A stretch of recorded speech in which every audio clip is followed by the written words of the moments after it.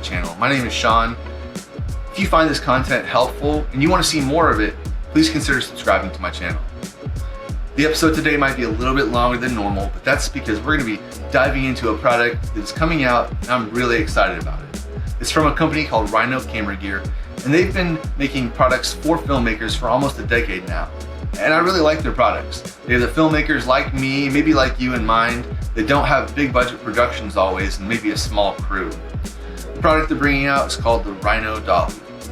Now, we're going to be looking at some of my first impressions, as well as kind of an in-depth look at the features and what I like, and maybe some of the things I don't like about it, as well as some proposed use cases. Like I said, this isn't out now. It's in a Kickstarter campaign, and they're looking at delivering it in December of this year, 2022. And if you're interested in it, check out my affiliate link down in the description. My first impression of this product came through a small picture on my phone, and honestly I was a little bit concerned that I'd have to invest in a whole new system of automation. But luckily that's not what Rhino did. They took the Arc II that they already have, which is great, and made that the brains, the kind of the powerhouse behind this. So it not only controls your pan, tilt, and slide movements, it also uses it to power the whole carriage, which includes the motors for the slide movement. So I love that about this. Secondly, I just realized this is what I've been waiting for. Let's look closer at the Rhino Dolly, and I'm going to start with some cons. First is the 100mm bowl. On tripods, I think bowls are great. They help you make fine-tuning adjustments to your level without having to go around to every leg. But of course, a tripod, it's stationary. Now on something like a slider, I just don't see that a bowl is really helpful. I think it just adds more complication. I'm already leveling it on 4 legs, and even if those are level, if my bowl isn't level, then my whole system is going to look like it's off. So I feel like having the bowl just adds another level of complication. I see where they're trying to make it so that you can, get some extra tilt, to your camera. You can have maybe kind of a Dutch angle to the slide. I don't know, but I feel like that would be better as maybe an added on accessory. I just feel like every time I use it, now I have 5 points of leveling that I have to. Whereas if it was just a flat surface or the Arc II attached to it, I would just know that that's always level, and I'm just worried about those 4 legs. My next issue might be very nitpicky and only apply to some people, and that's that it doesn't look like it can use curved rails. I don't see any in the accessories, you don't talk about it, and it doesn't look like the wheels articulate to manage a curved system. Like I said, that only applies to some people, and maybe down the road they will make this an option or they'll make it part of the basic package. Lastly, for people like me that already have the Arc II and they just want to bring it into this system and just get a base configuration, that base configuration does not include the belt. So what do? Well, I look through the accessories and I don't see it down there. I gotta get a belt. I gotta get a control cable.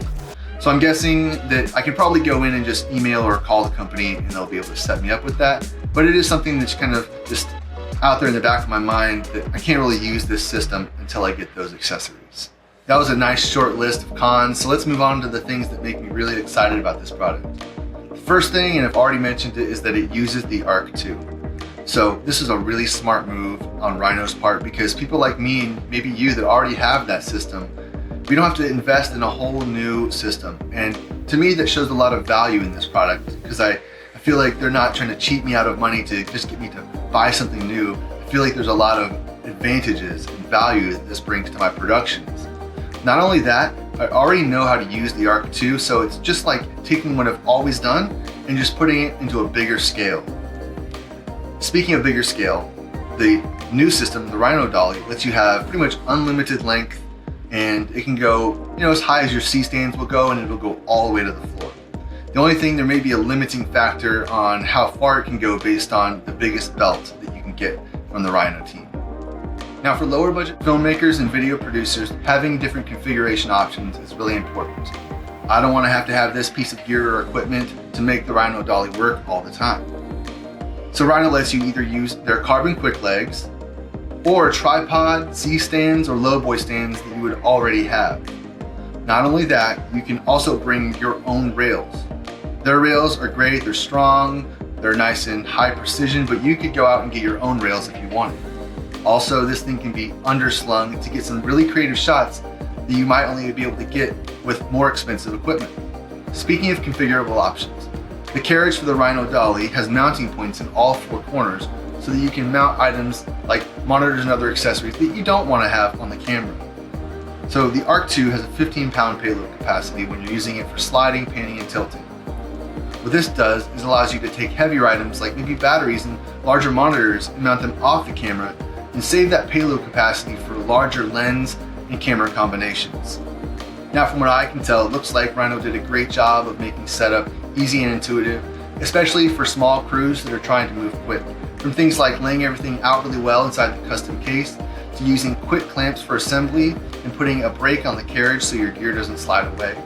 Speaking of setup, I love that they put little markings on the carbon quick rails so you can go around, get a good base height for your setup, and then use the included spirit levels that are on each end to fine-tune your level. Now, lastly, the system just looks really clean and it's not bulky. So when you get out onto set, it just has a nice professional look. And you know what, that is important at the end of the day. Now, I think there's tons of use cases for the Rhino Dolly, but one of the more untapped is live production.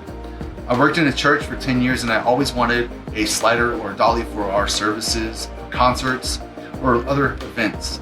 But they're usually too expensive, or they would negatively impact the aesthetics of the room. Plus I need to train a volunteer to run this thing. Well, I think the Rhino Dolly comes in and solves all of those. It's affordable, you can make it as long as you want, and it's still gonna look good. It's got a nice clean look, and then I can operate it either remotely from the app, or I can set up a program on the actual Arc II and let it run. But I don't think it stops there. I think bigger live productions could see a lot of value in this product as well. I don't know about you, but I'm really excited to see this product ship, hopefully later this year in December. We might even catch a sneak peek of it at the NAB show. So, if you're looking to find out more about this Kickstarter project, or you actually want to go ahead and back it, please use that affiliate link down in the description, and you can help out the channel a little bit by doing that. So what are your thoughts about the Rhino Dolly? You looking to back it? You might just wait to buy it later? Let me know in the comments below. If you like this content, you find it helpful, please consider subscribing to the channel. Until next time, have a good one.